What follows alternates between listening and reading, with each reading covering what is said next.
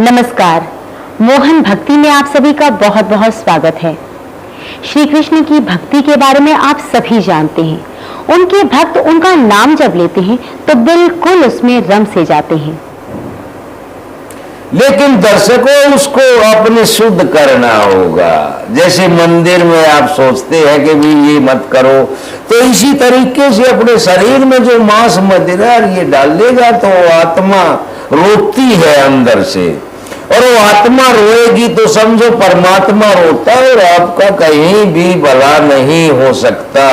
चाहे आप किसी के पास जाइए, किसी संत के पास जाइए, किसी तपस्वी के पास जाइए, पहली बात तो जो भी अच्छा संत होगा वो आपसे बात करना भी पसंद नहीं करेगा। जो आडंबर करता वो पैसे लेके भले ही आपके पास बैठे हो तो यहां तक कि कह सकते हैं कि ये भी सोमरस है। हमने देखा जिसमें जिस चीज की देवी जी लत होती है उसमें भगवान को भी साथ ले लेते हैं। बिल्कुल। एक जगह हम प्रोग्राम चल रहा था, उसमें बैठे थे तो बीच में चाय के लिए जैसे बात हुई तो हम सब के बीच में बैठते, हम अलग नहीं बैठते।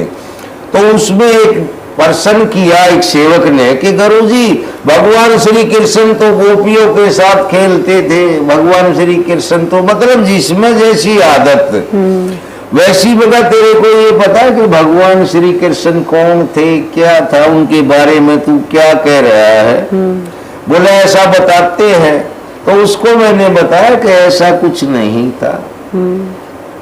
भगवान श्री कृष्ण ने एक प्रेम दिखाया। बिल्कुल। कि सतयुग में विष्णु भगवान के पास कामदेव जी आए थे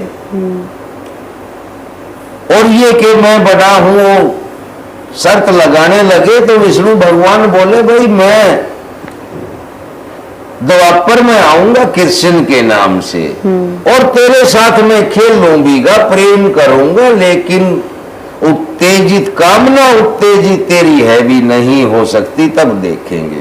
तो देवी जी ये भगवान श्री कृष्ण ने दर्शकों ने यही दर्शाया था कि एक प्रेम,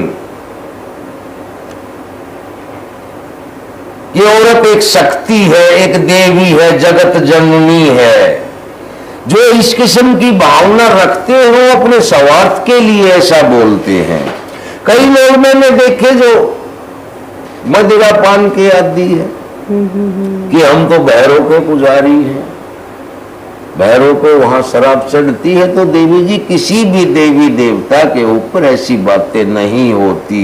भोले शंकर के जो सुल्फा गांजा पीने वाले, हम तो भोले के भगत है भाई, भोले। अरे तू कम से कम ये सोच के देख तू भोला हो गया क्या? सही बात। या उसको जाके तूने देखा था या पिलाया था उसको? सही बात। तो इस किस्म के जो लोग हैं वो खुद तो भ्रष्ट हैं ही, दूसरों को भी भ्रष्ट भक्तों को करना चाहते हैं। ऐसे लोगों से बचना चाहिए। तो मैं बता रहा था कि शराब पीने वाले, मदिरा पान करने वाला अगर कोई ये है कि मैं छोड़ नहीं सकता गुरुजी, मैं रात को तो पी लेता हूं लेकिन सुबह बड़ा पछताता हूं, ऐसे लोग भी हमने देखे हैं कि सुबह बड़ा पछताता हूं गुरुजी और मेरे बस की बात नहीं। तो दर्शकों मैं उनको बताना चाहता हूं बिल्कुल एक दफे में वो बिल्कुल भी नजदीक नहीं जाएगा एक आशीर्वाद से। तो वो लोग ये सबसे पहला तो यही है कि भी मदिरा पान खाने वाले मेरे पास ना आए, और जब तक ये उपाय चले देवी जी लहसुन और प्याज का हम परहेज रखें। ठीक है। जो उसमें आपने बिल्कुल बाद में पूछा था और बाद में बताया था। तो वृष राशि के लिए सुबह शाम की जोत होगी दर्शकों, खड़ी जोत होगी। और एक बात और बताना चाहूंगा कि एक जोत से ज्यादा कई घरों में हमने देखा कि कई कई जोत लगा देते, भाई ये जोत माता की, ये भोले शंकर की, ये कृष्ण की, ये बजरंगबली की।